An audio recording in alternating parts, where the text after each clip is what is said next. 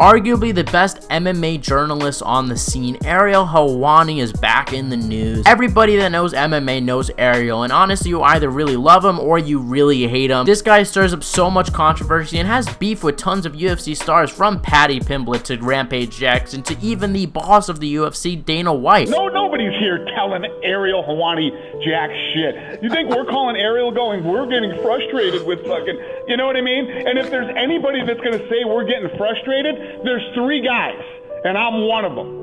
And none of us are talking to fucking Ariel Helwani. He's been reporting on the sport for over 10 years and is literally one of the founding fathers of MMA journalism. But he's recently found himself in yet another beef, another controversy with the former UFC light heavyweight champion, Jamahal Hill, who recently just vacated his title due to a brutal injury and is set to return sometime next year. I've unfortunately suffered an injury. I've ruptured my Achilles, gave up the belt, and allow for others to not hold the division up, to keep the division moving forward, to keep entertaining it, to make sure the people had a champion. And I'll do the same. And I want to break down the whole situation, and I'll give my opinion at the end of the video, but right now I want to set up the timeline because I know a lot of you guys might not even know why this beef is even starting. Who fired the first shots? How did this thing start? I'm going to explain that all. Before I do, I just want to remind you guys to hit the subscribe button, like, comment, and share. We're trying to hit 20K by the end of the year, and yes, that is a pretty big goal, but I hope you guys can help me out. Share this video. Every share, you know, it really does do something, so make sure to do all that. And yeah, let's talk about the drama that's going on with Jamahal Hill and Ariel Helwani. Now, Ariel Helwani, as I said, has been covering MMA for quite a long time. Definitely one of the first people to make MMA their sole journalism topic. And he covered events from Strikeforce from the early days of the UFC. The guy knows his MMA and has been around the scene for a long time. After leaving ESPN, Ariel Helwani decided to revive his show, The MMA Hour. Now, this is a program that is multiple hours despite its name, where Ariel and his crew covers relevant MMA topics as well as interviewing top MMA fighters. And obviously, it did not take long for him to have Jamahal Hill on his program. Now, of course, you'd have Jamahal Hill. He was in the top 10 light heavyweights and had a great personality as well. With upcoming main events, Jamahal Hill was definitely on the come up, so Ariel Helwani had him on his program a lot of time, and those interviews went pretty well. I thought that those two really got along. Everything would change at the aftermath of UFC 283. And now, undisputed UFC light heavyweight champion of the world, Jamahal Sweet Dreams Hill. After Jan Blachowicz and Magomed Ankalaev had a draw, it was revealed by Dana White that they were going to have Jamahal Hill fight Glover Teixeira at about a month's notice to fight for the new vacant light heavyweight title. Right, I mean, vacant title, it's split. You do Glover versus Jamahal Hill in Brazil for the vacant title. Is that done? Done. Now, with this bombshell news revealed by Dana White, Ariel Helwani would of course have Jamahal Hill on the program to talk about it, and that conversation went relatively well, including Jamahal Hill having a pretty emotional moment in the interview, talking about how much the title shot means to him. There is no losing for me, bro. There is no losing in this fight for me. Because at the end of the day, I get the answer. Either I was good enough or I wasn't. That's all I ever wanted. And eventually we get to UFC 283, where, as we know, Jamahal Hill absolutely dominated Glover Teixeira across 5 rounds, 50-45 them. The fight could have been stopped multiple times, and Jamahal Hill had an amazing performance against Glover Teixeira. Glover Teixeira being, of course, an MMA legend, a veteran of the scene, so it was a very impressive performance, especially when he just came off of a fight with Thiago Santos, who isn't even in the UFC anymore. So he was a big underdog going into that fight. I think arguably should have been even more of an underdog than he was. And the following Monday, of course, the MMA Hour, they regrouped to talk about the events of UFC 283, where Ariel Helwani brought up the conversation of Alex Pereira versus Jamahal Hill. Now, for those of you guys that know even less, Jamahal Hill beat Glover Teixeira, who was/is Alex Pereira's coach. Alex Pereira just came off of beating Israel Adesanya, and of course was a pretty well-known big middleweight, fought at light heavyweight at his kickboxing career. So it only made sense to start talking like, hey, could Alex Pereira actually move up to avenge his coach's loss against Jamahal Hill? So Ariel Helwani did say this, and I'm gonna play it for you guys. Feels like at 185, we have a champion. However, the rest of the weight class, and maybe even the MMA community, don't necessarily think he's the baddest 85er on the planet. They say things like, oh, once Bo Nickel gets him, or Khamzat could even go up and get, you know what I mean? Like, it feels like he's like the least respected of the champions right now in the UFC. Yeah. However, there is a scenario where I feel like he could be a double champ.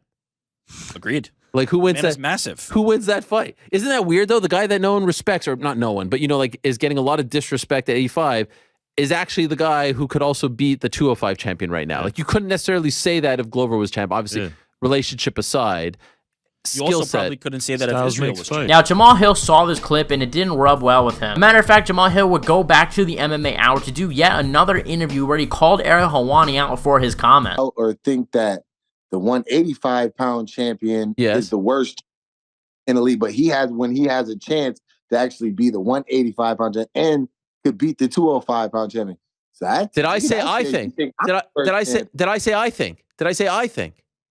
That's what you think, but yeah. I didn't say I think. I said I hear people saying this. I saw people shitting on Alex. You ain't heard people say that. That was your... Now, they had a little bit of a back and forth. I thought Jamahal Hill handled it pretty well, making jokes to Ariel Helwani without taking it too seriously. I thought that was the perfect approach. Of course, yes, call him out if you really were offended by those comments, but he also didn't take himself way too serious where it seemed like he had a massive ego. So it was a really good handling from Jamahal Hill. However, Ariel did defend himself and said, hey, I'm not saying that I think Alex Pereira could beat you. However, I was just mentioning it is a possibility that he could move up. Now, I'll let you guys judge it for yourself. I'll talk about my opinion at the end of the video just because I want to get the facts out. And yeah, so things kind of went quiet over the past few months. Jamahal Hill didn't really go on the MMA Hour again after that until eventually in late July 2023, Ariel Helwani would have Yuri Prochazka, the former light heavyweight champion, who was set to fight Jamahal Hill, on his program, where he basically alluded to Jamahal Hill talking badly about Yuri Prochazka, about his injury, Yuri taking the high road once Jamahal got injured, and wishing him the best and not taking any shots. But it was interesting. I thought the way you handled it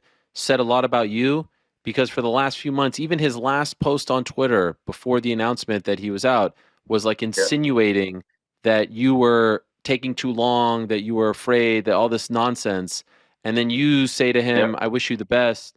And then he responded to you. But like, over the last few months, a lot has been said about you, and you took the high road and wished him well. Now, I think it's fair to say that this clip could be taken as some direct shots at Jamahal Hill, kind of criticizing him on how he handled the whole Yuri Prochazka situation, I guess some of the things he might have said to Yuri. However, I'm not really sure what he's referring to, but if you guys can let me know in the comment section below or no, I would love to know, but I can't really find anything about Jamahal Hill really saying anything bad about Yuri other than maybe saying, hey, I want to fight him in August, or having a face-to-face and a live UFC event with him. So this made Jamahal Hill respond to Ariel Helwani in a video where he basically called him out for just being fake and pretending to be a nice guy. And he also reacts to the interview and kind of just points out that Ariel Helwani might have been spinning a narrative in his opinion. I'm gonna say it like this, like Ariel, you did what you did, bro. I don't fuck with you at all.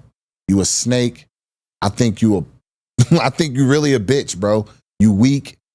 And you're really pathetic, bro. Which caused Ariel to respond live at the Jake Paul vs. Nate Diaz workouts that happened last week, where he said this on the show. Got off on the wrong foot because the last text conversation that I had with Jamahal was actually a very nice and cordial one.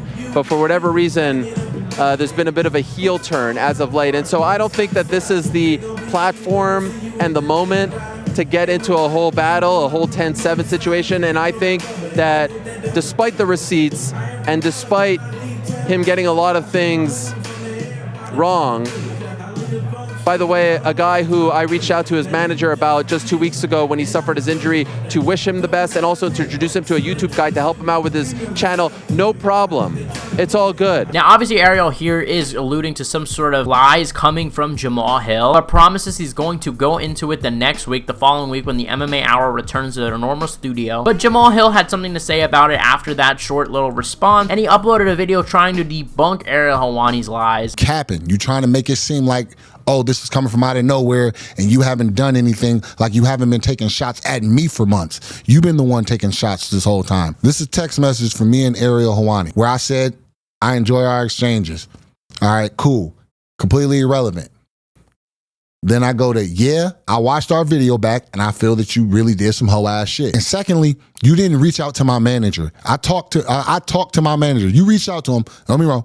You reached out to my manager, but you reached out to my manager for a friend who was working for the UFC, who's no longer with the UFC, who helps with YouTube. But Ariel Helwani came back on Twitter exposing Jamahal Hill, basically showing that he did ask Jamahal Hill's manager about the surgery, as well as suggesting a social media person for Jamahal Hill to work with on building his YouTube channel. Now, this is a pretty big deal. I haven't seen Jamahal Hill really respond to this, but this is kind of where the story ends. Ariel Helwani did go on the MMA Hour the following week, but revealed he wasn't going to talk about Jamahal Hill anymore, stating that someone close to Jamahal Hill had made him promise to stop talking about it. And by the way, I do want to say that Moderator Lewis let me know that there were a lot of questions regarding our old friend Jamahal Hill. And, you know, I'm not going to get into the Jamahal Hill thing anymore for two reasons. Number one, I've tried multiple times privately to squash any issues that he may have with me. That is not being well received. And number two, I promised someone who is someone that I respect and close to him that there will be no more Jamahal Hill talk on the program, at least for now. So I'm going to be a man of my word and squash this one, despite the fact that I know what's going on with the YouTube channel and the lies. I assume his manager, he seemed to have a good relationship with his manager for them to be texting like that. So it's probably his manager saying, hey man, can you just lay off Jamahal? Maybe we'll sort it out in the future and figure it out. But for now, can we just take a little break, take a few month break off? So that's what I think happened. However, obviously I do not know for sure. And that's kind of where the story ends. But I want to say my opinion. I might not have the most popular opinion when it comes to this topic. I find people are very split when it comes to Ariel. You either love him or hate him. He has a dedicated fan base. Do I like Ariel Helwani? Absolutely. I do like Ariel Helwani. I've said it in the past. I'm not going to lie. Does that mean I automatically agree with everything that he does? No. But I do want to make this point. The job of Ariel, the job of, you know, the MMA guru or anybody or me even, I feel like our job isn't to praise the fighters. It isn't to make them like us in any sort of way. It is to basically entertain you guys while giving our MMA opinion and just, I think, staying true to yourself so you're not deceiving your audience. I think that's really the only thing you have to do. And of course, that doesn't give you the right to just disrespect